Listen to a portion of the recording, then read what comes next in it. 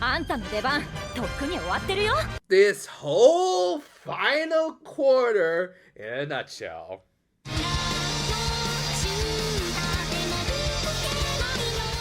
Continuing right from where he left off last week, Skier had revealed that it was him all along, and no, I'm not going to waste Dio on this loser. I mean, for one thing, he made a spear that was somehow weaker than Cinder Falls in that Kaiserin lived through almost the entire episode with the wound it made stuck in her. This was also in spite of the fact that it seemed to have worked on her dad, unless they reveal that he's still alive in the final episode, which I wouldn't put past the show at this point. But yeah, he had revealed that he had at least attempted to assassinate the Kaiser after the two had given Elaine the doll with no conflict. As for why Kaiserin's memories didn't quite match up with everyone else's, well, as it turned out, the rejuvenation chamber also had a convenient memory overriding function, aka brainwashing. Oh, brainwashing, my favorite! Also, thank you, Sho, for confirming that the Mermaid Queen was indeed the real villain of Tropical Rouge. As for the exact reasons why he did all of this,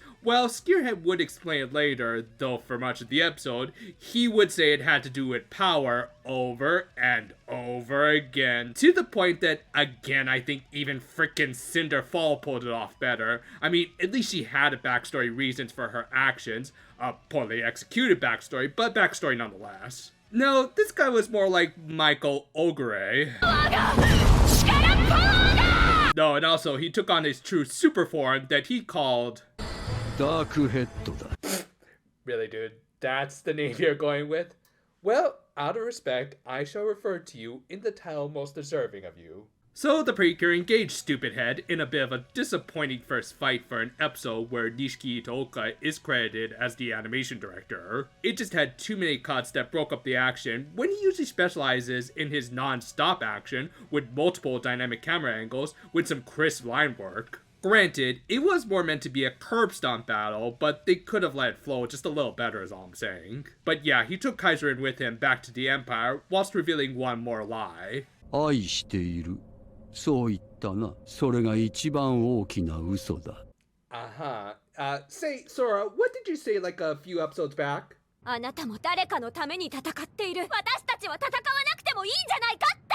Yep, hindsight's a bit of a bitch, ain't it? And yeah, even though he could have used this as a good gotcha moment towards Sora, Shithead of course wasn't smart enough, and instead just asked the hero girl why she wanted to rescue Kaiserin, which really should have been kind of obvious as she was just as much a victim as anyone else.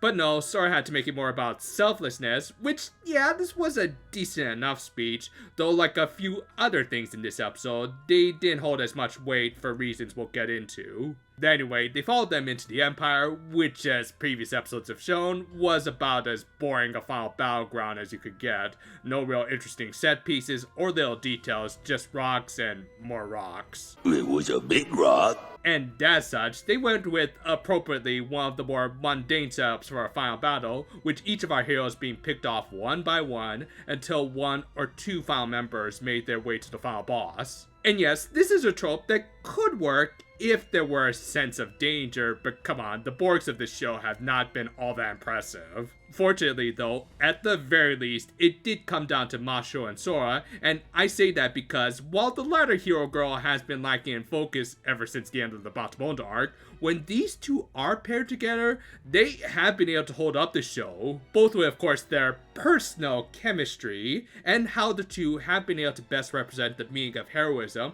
with not being muddled with more superfluous elements and lack of focus on the theme. Speaking of which... You know, a line like that might have had just a little bit more meaning if the one who originally said it were around, just saying. Though that's the thing, there are grains of interesting ideas here, like how Schlonghead revealed that his motivations for turning Kaiserin into a powerful warrior was so that he could eventually overtake her after filling her up with undarkable energy to become the most powerful being. And to do this, he needed to balance out the corruptive nature of the energy with a vessel filled with light, or more specifically, the earnest belief that what they were doing was the right thing. In other words, the reason the Kaiserin was able to be filled up with undarku energy was because, from her brainwashed perspective, she was the hero of her story. This is an interesting concept, the idea that a lot of people will believe wholeheartedly that what they're doing is justified, even if it's hurting people in the process. It's so interesting, in fact, that I'd much rather be watching a different show that properly explores this theme, rather than backloading it to all hell, but here we are. In any case, Douchehead had indeed found a much more self-righteous, and therefore superior vessel. 私最初は一人ぼっちでしたからにいてくれて嬉しい Just already! The two fought the guy who I've run out of profanities for in another meh fight, again at least for Itooka's animation. One good bit did feature Mashiro just seamlessly turning around to hit the guy after some teleport spamming, which again did feel like some proper non-stop action for Itooka. However, they did eventually have to stop after the dark miasma that was the undarku energy around them acted as a nasty poison to them. Darkhead, oh god, that's such a dumb name, managed to take Mashiro hostage and was going to drop her directly into the miasma unless Sora accepted some undarku energy he was offering. Well, okay, this is kind of interesting. Basically, he was giving Sora a classic deal with the devil in that she'd be able to save Mashiro from the corrupted nature of the undarku energy by becoming corrupted herself, and in some ways, even kind of fulfilling her slightly narrow-minded views of heroism that seemed to encourage getting stronger even if those powers weren't too dissimilar from the monsters they fought. In many ways, it's kind of like Kamen Rider Kuga's journey to achieve his ultimate form that ironically just looked like a black version of the final boss of his show, as they were indeed drawing from the same power. Honestly, they could just end the episode here with like a cliffhanger and let Sora, and by extension the viewers, really contemplate this little quandary end. Or they could just comedically slap her with that dark energy. That works too. I mean, Darkhead did imply that Sora had subconsciously accepted the powers, but I think it would have been much more effective if she verbally and begrudgingly accepted them, just saying. Regardless, I'll give the show this: Dark Sky, or rather, Fallen Sky shall we say, looked pretty damn sweet. It's both a really good design that desaturates many of Sora's usually bright colors, whilst actually feeling like a proper evil version of a Precure, without needing to make them look like Ero Dojishin father, though the bad end cures are still awesome, by the way. And it also led to easily the best fight of this episode, with Sora rightfully beating Skeerhead into tar for all of his nonsense. However, the energy eventually, and rather quickly, overtook her, allowing Skeerhead to possess her, effectively making Sora the final boss of this series that Mashiro now had to try and save. Okay, now this is a good stopping point for the episode. We could end on a cliffhanger here and come back next week for a final confrontation between the two that could turn into an almost episode-long fight, with Mashiro trying to break Sora free of Skeerhead's influence, and maybe even make her friend actually confront her flawed hero beliefs that allowed her to become corrupted like this. Honestly, they could just end the episode here with like a cliffhanger and let Sora, and by extension the viewers, really contemplate this little quandary end.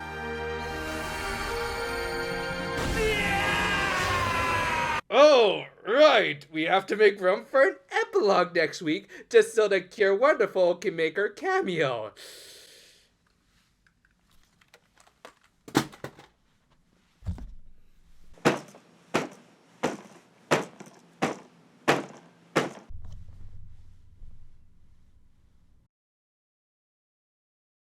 Like, do I even need to explain why this show is nothing but pure wasted potential? Our first actual corrupted main Cure was cured of her dankness in less than 5 minutes. Less time than some Monsters of the Week fight in the show for something that really should have been a more pivotal moment in both characters' arcs, where they really could have questioned their morals and or built up their connection with each other, and it's just over with one stare down! Disappointed! And the thing is, I actually think a concept like this should have been ideally built up through a good chunk of the show. At the very least, I would say like for the final quarter, they could have had Spearhead constantly offering or hinting at greater power for Sora, but each time she turned him down until it eventually led to this sort of situation. From there, as I said, Sora would become the true final boss of the show, only for Mashiro to stop her. And yeah, I know it's been kind of taboo to have the Precure fight each other ever since Nagisa and Honika's fight from the second Max Heart movie didn't go over so well, but one, that was about 20 years ago. And two, it's not technically Sora, it's Darkhead controlling her, so you could say it's a different character. I don't know, just do something, anything with this awesome design, whilst also highlighting the conflict between Sora's need to be a hero with her relationship with Mashiro. But nope, just one convenient Deus Ex Machina that both exorcised Sora and also healed Kaiseren's wounds, even though they established that light powers can't heal beings from the Empire. Just play the red clip.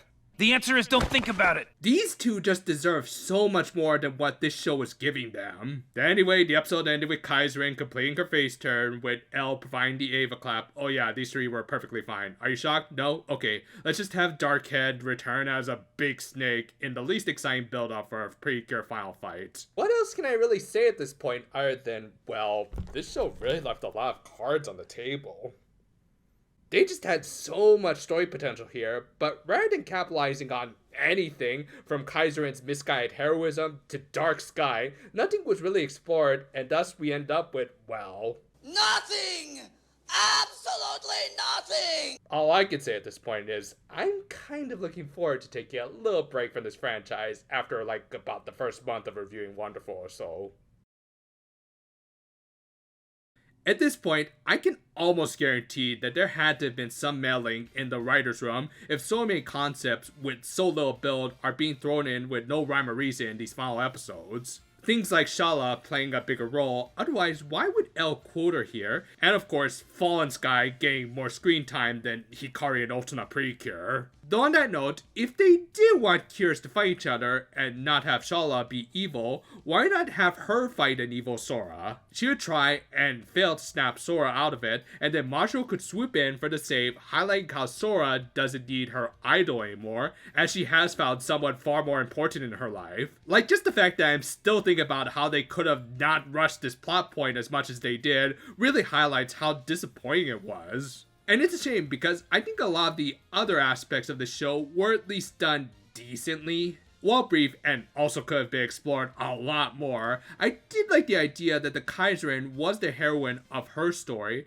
and that she had fallen off the path due to Spearhead's manipulations. The fight between him and Fallen Sky was one of the best from an animation and somewhat catharsis standpoint, but again, when it's leading up to such a rushed conclusion, it overall makes this episode, and finale in general, a frivolous endeavor. Sora and Mashiro are still a great duel and everything, but really at this point, I don't think anyone could hold up this show anymore. In order to put the finishing touches on our Ultima Precure overview, I think we'll skip the usual Wednesday review for this week. Now, I can't guarantee we'll finish the video by the end of this week, knowing my schedule, but it'll definitely be done before the end of the month and the premiere of Wonderful. And it also happens to let us free up our schedule for any sort of movies that might show up in the next few days or so. So look forward to all of that. Until then though, farewell for now my friends, and Behold, I'm Silhouette. whose edgy OC is this?